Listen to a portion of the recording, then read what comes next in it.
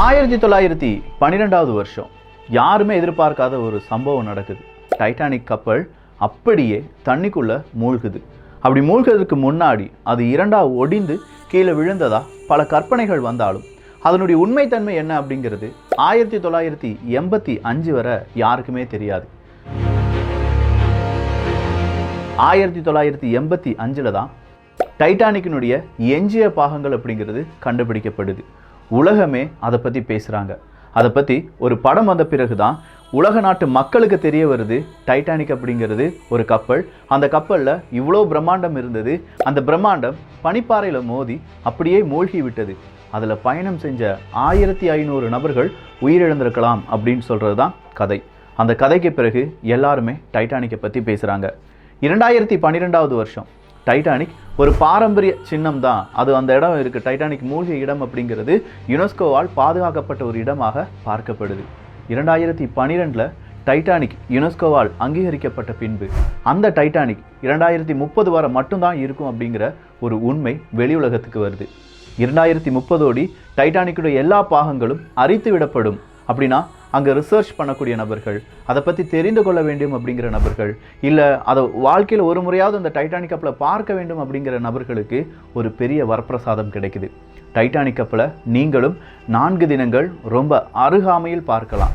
ஒரு பேக்கேஜை நாங்கள் தரோம். அந்த பேக்கேஜினுடைய விலை 2 கோடி ரூபாய் இந்திய மதிப்பின்படி, 2.5 லட்சம் அமெரிக்க டாலர் அப்படின்னு சொல்லலாம். அந்த பேக்கேஜில் நிறைய பேர் கிட்டத்தட்ட 250 நபர்கள் இந்த டைட்டானிக்கினுடைய எஞ்சிய பாகங்களை பார்ப்பதற்கு சென்றிருக்கிறார்கள். கடைசியாக 2 தினங்களுக்கு முன்னாடி டைட்டன் அப்படிங்கிற ஒரு சப்மர்சிபிள் டைட்டானிக் கப்பலை பார்த்து பயணத்தை மேற்கொள்கிறது. அதில் 5 நபர்கள். ஆனால் அதனுடைய கான்டாக்ட் 1 மணி நேரம் 45வது நிமிடத்தில் கட் ஆகுது.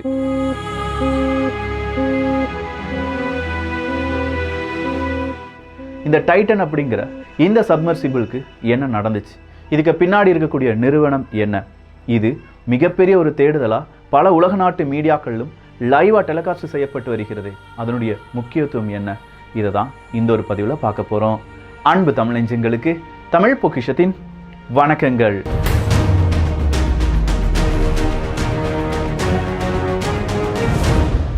2009 ஓஷன்கேட் எக்ஸ்பெடிஷன் அப்படிங்கிற ஒரு நிறுவனம் ஸ்டாக்டன் ரஷ் அவர்களால் தொடங்கப்படுது. வாஷிங்டனை பேஸ் பண்ணவர் தான் இந்த ஸ்டாக்டன் ரஷ் அப்படிங்கிறவர். ஸ்டாக்டன் ரஷ் அவர்களுக்கு மிகப்பெரிய ஒரு ஆசை, எப்படியாவது பூமியை விட்டு விண்ணுலகத்துக்கு பறந்து செல்ல வேண்டும், ஒரு ஆஸ்ட்ரோனட்டாக மாற வேண்டும் அப்படிங்கிறது தான். ஆனால் ஒரு கட்டத்துக்கு மேலே அவரால் ஆஸ்ட்ரோனட்டாக மாற முடியாது அப்படிங்கிற உண்மையை புரிந்து கொள்கிறார். ஆஸ்ட்ரோனட்டாக மாற முடியலன்னா என்ன, நம்ம கடல் சார்ந்த ஆழ்கடல் சார்ந்த ஆய்வில் மேற்கொள்ளலாம் அப்படின்னு சொல்லி அவரை அப்படியே டைவர்ட் பண்ணுறார். இப்படி ஆழ்கடலை நோக்கி அவருடைய பயணம், வாழ்க்கை பயணம் போகும்போது தான் டைட்டானிக் அவருடைய வாழ்க்கையில் கிராஸ் ஆகுது. 2012 இந்த யுனெஸ்கோவால் அங்கீகரிக்கப்பட்ட இடம் அப்படின்னு சொல்கிறதுக்கு முன்னாடியே இந்த ஓஷன்கேட் எக்ஸ்பெடிஷன் அப்படிங்கிற நிறுவனம் தொடங்கப்பட்ட போது நிறைய அரசாங்கங்கள் கூட, குறிப்பாக இந்த டைட்டானிக் கப்பல் விழுந்து கிடக்கிறது அப்படின்னு சொல்கிற இடம் கனடா மற்றும் அமெரிக்காவினுடைய ஒரு பொதுவான இடத்துல கிடக்கு. அதுலேயும் கூடுதலாக கனடாவுக்கு தான் அதில் உரிமை அப்படிங்கிறது இருக்குது. ஸோ கனடா அரசாங்கம் கூடயும் அமெரிக்க அரசாங்கம் கூடயும் இவர் பேச்சுவார்த்தையில் ஈடுபடுறார். நீங்கள் என்னதான் அது ஒரு புராதன சின்னம் இல்லாட்டி ஒரு புராதன இடம் அப்படின்னு சொல்கிற அங்கீகாரம் கொடுத்தாலும் அதை மக்கள் பார்வையிடுவதற்கு ஒரு சின்ன டூர் பேக்கேஜை நான் உருவாக்க போகிறேன். அந்த டூர் பேக்கேஜுக்கு இத்தனை % அப்படிங்கிறது 2 அரசாங்கத்துக்கும் தந்துடுறேன், நீங்கள் இதற்கான அனுமதியை தர வேண்டும் அப்படின்னு சொல்கிறாங்க. கனடா அரசாங்கமும் அமெரிக்க அரசாங்கமும் அதற்கு அனுமதியை தருகிறது. கரெக்டாக சொல்லப்போனால் நியூ ஃபவுண்ட்லேண்ட் அப்படின்னு சொல்லக்கூடிய கடற்கரையிலிருந்து ஒரு 370 மைல் தொலைவில் தான் இந்த டைட்டானிக் கப்பலுடைய எஞ்சிய பாகங்கள் மூழ்கி இருக்கின்றன. அதனுடைய ஆழம் எவ்வளவா இருக்கும் அப்படின்னு பார்த்தீங்கன்னா கிட்டத்தட்ட ஒரு 3.7 கிலோமீட்டராக இருக்கும். ஸோ கடற்பரப்பிலிருந்து 3.7 கிலோமீட்டர் கீழே போனால் மட்டும்தான் இந்த டைட்டானிக் கப்பலை பார்க்க முடியும்.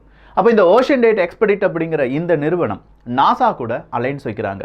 நாசா கிட்ட நீங்கள் எப்படி வான்வெளிக்காக பலவிதமான கப்பல்கள் செய்கிறீங்களோ அதே மாதிரி தண்ணீர்க்கடியில் ஒரு கப்பல் எனக்கு செஞ்சுத்தாங்க அப்படின்னு சொல்லி கேட்குறார். ஸோ நாசாவும் இந்த ஓஷன்கேட் எக்ஸ்பெடிஷன் அப்படிங்கிற இந்த நிறுவனமும் சேர்ந்து ஒரு சப்மர்சிபிளை உருவாக்குறாங்க. அந்த சப்மர்சிபிளுக்கு பேர் போடுறாங்க, அதுதான் டைட்டன் அப்படிங்கிற சப்மர்சிபிள். சப்மரைனுக்கும் சப்மர்சிபிளுக்கும் என்ன வித்தியாசம் அப்படின்னு கேட்டிங்கன்னா, சப்மரைன் அப்படிங்கிறது தன்னந்தனியாகவே இயங்கக்கூடிய ஒரு கப்பல். ஆனால் சப்மர்சிபிள் அப்படின்னு சொல்லும்போது இதற்கு கண்டிப்பாக ஒரு மதர் போட் அப்படிங்கிறது தேவை. அந்த மதர் போட் இருந்தால் மட்டும்தான் இந்த சப்மெர்சிபிளால் பல தூரங்களை கடந்து ஆழ்கடலுக்குள் இறங்க முடியும். ஸோ இந்த OceanGate எக்ஸ்பெடிட் அப்படிங்கிற இந்த நிறுவனம் ஒவ்வொரு முறை அதனுடைய பயணத்தை மேற்கொள்றதுக்கும் ஒவ்வொரு மதர்ஷிப் அப்படிங்கிறத ஹையர் பண்ணுவாங்க. இந்த முறை அவங்க ஹையர் பண்ண மதர்ஷிப் எது அப்படின்னு கேட்டிங்கன்னா போலார் பிரின்ஸ் தான். இந்த போலார் பிரின்ஸ் அப்படிங்கிற கப்பல் கனடாவினுடைய கோஸ்ட் கார்டு ஐஸ் பிரேக்கராக இருந்த ஒரு கப்பல் தான். ஸோ இந்த போலார் பிரின்ஸை அவங்க ஹையர் பண்ணி மே மாதம் எண்டில் அவங்களுடைய பயணத்தை ஆரம்பிக்கிறாங்க. நியூ ஃபவுண்ட்லேண்ட் அப்படிங்கிற அந்த கடற்கரையிலிருந்து கரெக்டாக அவங்களுடைய பயணம் மே மாதத்தில் தொடங்கி ஜூன் மாதம் இறுதிக்குள் முடியும் அப்படிங்கிறது தான் அவங்களுடைய கால அட்டவணை.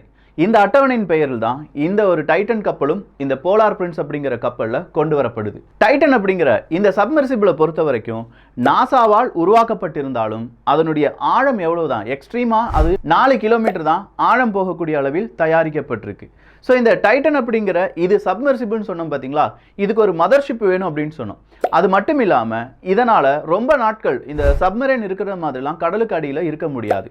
கிட்டத்தட்ட ஒரு 96 மணி நேரம் அப்படிங்கிறது மட்டும்தான் இதனுடைய எக்ஸ்ட்ரீம் டைம். இந்த 96 மணி நேரம் மட்டும்தான் அதுக்குள்ளே இருக்கக்கூடிய ஆக்சிஜனுடைய அளவு இருக்கும். எத்தனை மெம்பர்ஸ் அதில் பயணம் செய்யலாம் அப்படின்னு கேட்டிங்கன்னா 5 நபர்கள் தான்.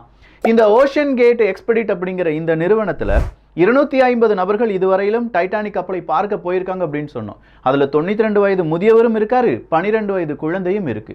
ஸோ இப்போ இந்த பயணத்தை மேற்கொண்ட அந்த 5 நபர்கள் யார்? அதுதான் இப்போ கனடா மற்றும் அமெரிக்கா இவங்க 2 பேரும் மிகப்பெரிய அளவில் கவலை கொள்வதற்கான காரணம். ஏன்னா அவங்க ரொம்ப முக்கியமான நபர்கள் அப்படின்னு சொல்றாங்க. பிரிட்டனை சார்ந்த ஒரு பில்லியனியர், அவருடைய பெயர் ஹமேஷ் ஹர்டிங் அப்படிங்கிறதும், பிரான்சினுடைய ஒரு டைவர் பால் ஹென்ரி அப்படிங்கிறவரும், பாகிஸ்தானுடைய மிக முக்கியமான ஒரு பிசினஸ்மேன் ஷாஷடா தாவூத் மற்றும் அவருடைய பையன் 19 வயதே இருக்கக்கூடிய சுலைமான் தாவூத் அவர்கள், இப்படி 4 நபர்கள். 5வது நபரா இந்த OceanGate டைட்டன் சப்மெர்சிபிள் அப்படிங்கிற இந்த ஒரு சப்மெர்சிபிள் இருக்குல்ல, அதை உருவாக்கியவரும் அதனுடைய CEO-ஆக கருதப்படக்கூடிய ஸ்டாக்டன் ரஷ் அவர்கள். ஸோ இந்த 5 பேரும் தான் இந்த ஒரு கப்பலுக்குள்ள இல்லாட்டி இந்த சப்மெர்சிபிளுக்குள்ள இருக்காங்க அப்படிங்கிறது தான் தகவல். கரெக்டாக இந்த சப்மெர்சிபிள் அதனுடைய மதர்ஷிப்லேருந்து பிரிந்து போய் 1 மணி நேரம் 45வது நிமிடத்தில் அதனுடைய கம்யூனிகேஷனை நிறுத்துது. கம்யூனிகேஷனை நிறுத்தின உடனே மேலே இதனுடைய மதர்ஷிப் இருக்குன்னு சொன்னோம் பாருங்க, போலார் பிரின்ஸ், அவங்களுக்கு சிக்னல் எதுவுமே கிடைக்கல. ஸோ போலார் பிரின்ஸ் நிறைய நேரத்தில் ட்ரை பண்ணியும் அந்த சிக்னல் இல்லாத காரணத்தினால் உடனடியாக இந்த தகவல் கனடாவினுடைய கோஸ்ட் கார்டுக்கும் அமெரிக்காவினுடைய கோஸ்ட் கார்டுக்கும் அறிவிக்கப்படுகிறது. C-130 விமானம் உட்பட தேடுதல் வேட்டையில் நிறைய பேர் வர ஆரம்பிக்கிறாங்க. அப்படி வர ஆரம்பிக்கும் போது தான் ஒரு விஷயம் அவங்களுக்கு புரியுது, இப்போ ஓடி கரெக்டாக இன்னும் 60லேருந்து 70 மணி நேரத்துக்கான ஆக்சிஜன் மட்டும்தான் அந்த சப்மெர்சிபிளில் இருக்கும். அதுவும் இல்லாமல் கம்யூனிகேஷன் எப்படி கட் ஆகிருக்கும் அப்படிங்கிறதுக்கான 4 கட்ட ஆலோசனை அப்படிங்கிறது செய்யப்படுது. முதல் விஷயம், கம்யூனிகேஷன் கட் ஆனதுக்கு பவர் ஃபெயிலியர் காரணமாக இருக்கலாம் அப்படின்னு சொல்கிறாங்க. 2வதா இல்லை ஷார்ட் சர்க்கியூட் ஆகிருக்கும் அப்படின்னு சொல்கிறாங்க. 3வதா மால்ஃபங்க்ஷன் ஆகிருக்கலாம் அப்படின்னு சொல்கிறாங்க. 4வதா ஒட்டுமொத்தமாக அந்த சப்மெர்சிபிள் உடைந்திருக்கலாம் அப்படின்னு சொல்லப்படுது. இந்த 4 ரீசனில் முதல் 2 ரீசனாக இருந்தது என்றால் இதை தேடி கண்டுபிடிப்பது அப்படிங்கிறது சுலபமா என்று கேட்டால் இல்லை. நாம் எப்படி நிலத்தில் இருக்கக்கூடிய ஒரு பொருளை கண்டுபிடிப்பதற்கு ரேடார் மற்றும் GPS பயன்படுத்துகிறோமோ அதே மாதிரி தண்ணிக்குள்ளே போன ஒரு பொருளை அவ்வளோ ஈஸியாக நம்மளால் கண்டுபிடிக்க முடியாது.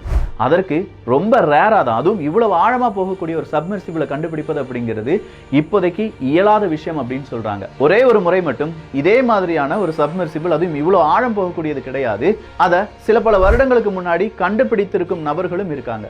அவங்களும் இந்த ஒரு ரெஸ்கியூ மிஷனில் ஈடுபட்டிருக்காங்க அப்படின்னு சொல்லப்படுது. ஸோ இந்த ஆழ்கடலில் இருக்கக்கூடிய இந்த டைட்டன் அப்படிங்கிற சப்மெர்சிபிளை ஏன் கண்டுபிடிக்க முடியாது அப்படின்னு கேட்டிங்கன்னா, நம்ம வான்வெளிக்கு போகிற மாதிரி தான். வான்வெளி அப்படிங்கிறதுல யாருமே இருக்க மாட்டாங்க, எந்த திசைக்கு போகிறது அப்படிங்கிறது நமக்கு தெரியாது. இது படத்தில் நிறைய பார்த்துருப்போம். அதே மாதிரியான ஒரு சர்க்கம்ஸ்டான்ஸ் தான் இந்த தண்ணீருக்கு அடியில் போவது அப்படிங்கிறதும். அதுலேயும் தண்ணீருக்கு அடியில் போகும்போது ப்ரெஷர், ஆழம் கூட கூட கூட ப்ரெஷர் அப்படிங்கிறது ரொம்ப கூடுதலாக இருக்கும்.